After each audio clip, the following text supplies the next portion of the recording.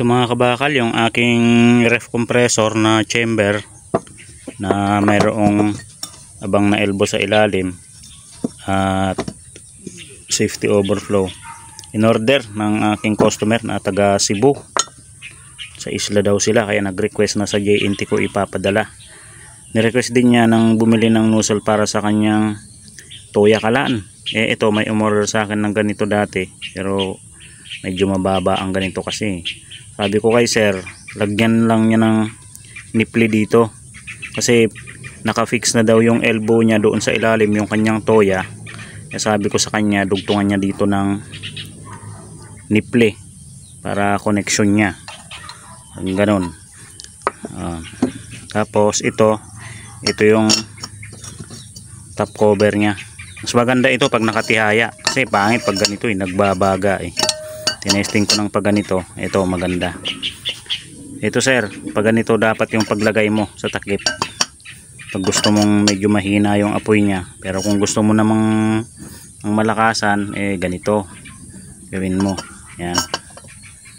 So okay mga kabakal, ito pa-ship ko sa JNT papunta ng Cebu. Ito mga kabakal, nalinis ko na itong chamber. Yan. Linis ko na rin itong nozzle nya. Ito, branch coupling yan. Connector nyan. Tapos ito yung para sa kanyang Toya Kalaan. Ipapak ko na ito puntang Cebu. Ito sir, ipapak ko na.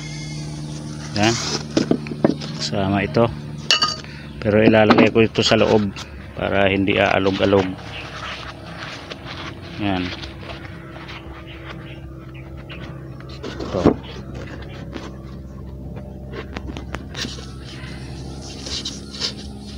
Yan. Lalagay natin yung takip. Tapos ganyan natin. Then balot na natin. Okay. Ito, nabalot ko na.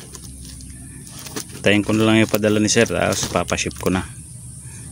Yan, siguro nasa mga 2 kilo ito. Ito mga kabakal, nilagyan ko ng bubble wrap kasi walang bubble wrap yung JNT naantay pa nila baka matagalan. Kaya ako na nag-bubble wrap itong aking shipment papuntang Cebu.